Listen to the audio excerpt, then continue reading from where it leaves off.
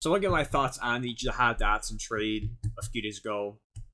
To me, this is one of the worst trades this year. I know there's probably hasn't certainly been a ton, but this is certainly at the top of the list. You can argue because I just don't understand from every perspective, from the Commanders' side of why they want to get rid of him, the compensation they got in return for him, as well as who they traded to.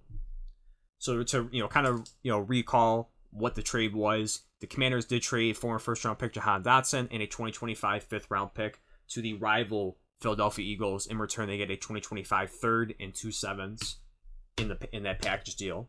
And again, I do not understand at all what the Commanders are coming from, why they wanted to do this. To me, this is no doubt hindering Jaden Daniels, in my opinion, taking away a receiver that is already lacking receiver talent outside of Terry McLaurin, of course.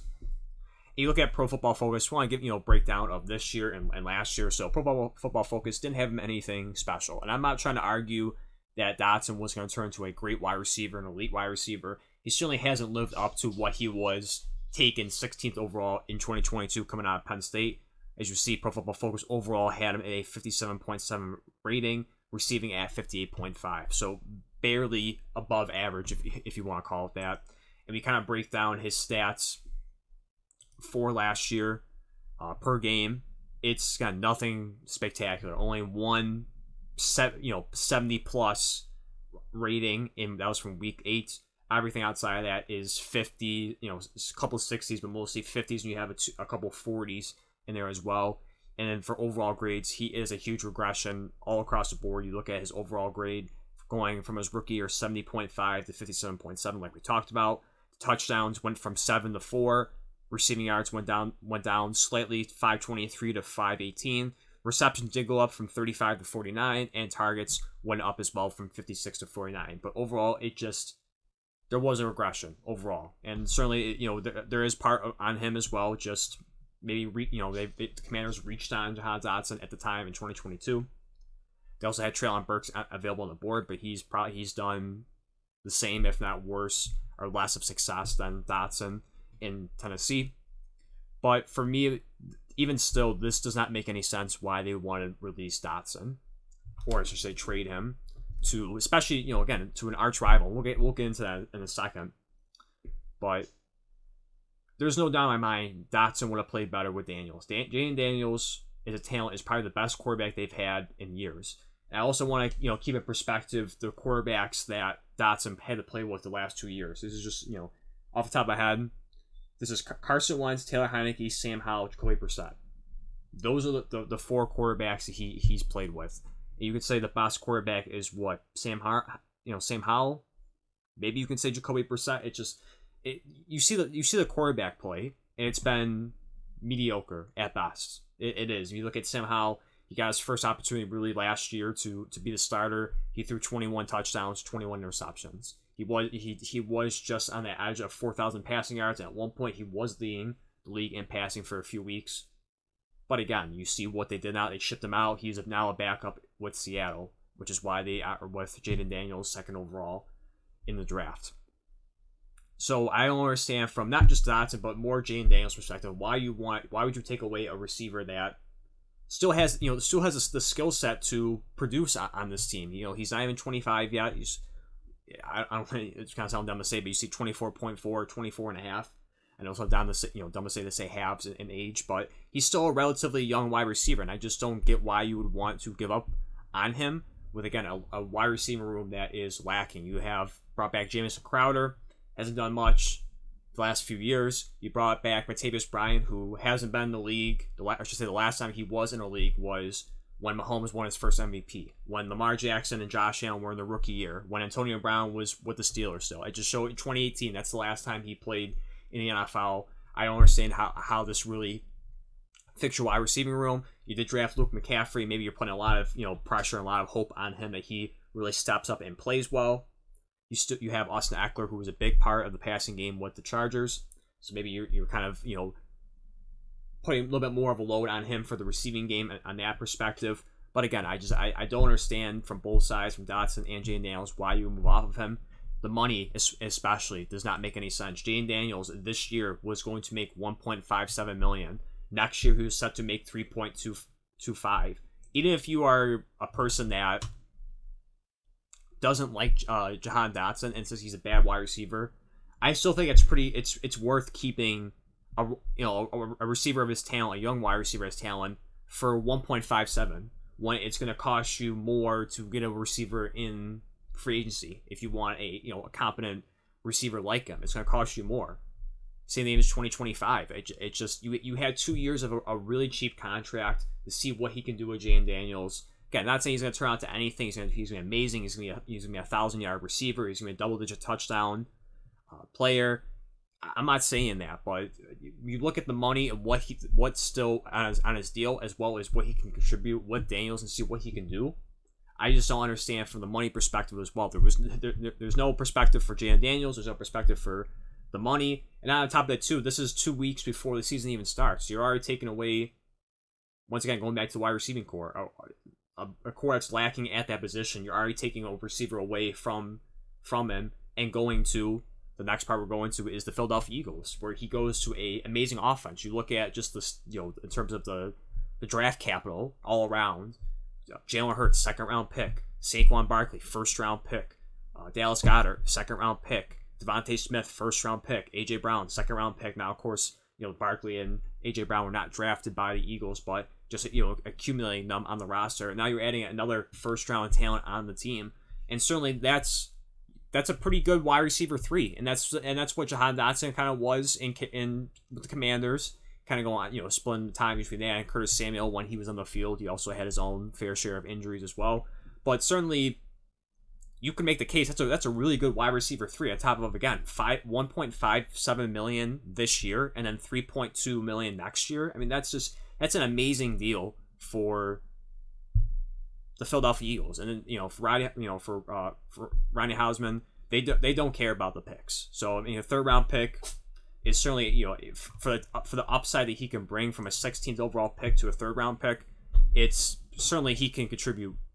I believe in this offense. You look at, again, the stats that he put up in his in those 2 years. I think that's the floor. 500 receiving yards, a few touchdowns. That is the floor. No doubt. I would not be surprised if he was 700-800 maybe in that offense. It just wouldn't surprise me. Not saying he is, but certainly he can no doubt replicate at least the floor of 500 receiving yards. But you're, again, it's just getting the talent that you saw from Penn State, the capabilities he has. Again, it hasn't worked out in Washington, but you also have to look at the team-wise, the quarterback-wise. This is no doubt he is going to the best quarterback he's had in his career in Jalen Hurts, and no doubt I do believe he will have success there, in my opinion. Again, I'm not, once again, when I said I'm not proclaiming 1,000 receiving yards, double the touchdowns. I'm not saying that, but I think he will fit well in this offense, and if not, he's a great depth piece at that price, and to really bolster that wide receiving group. So from that perspective as well, I don't get why you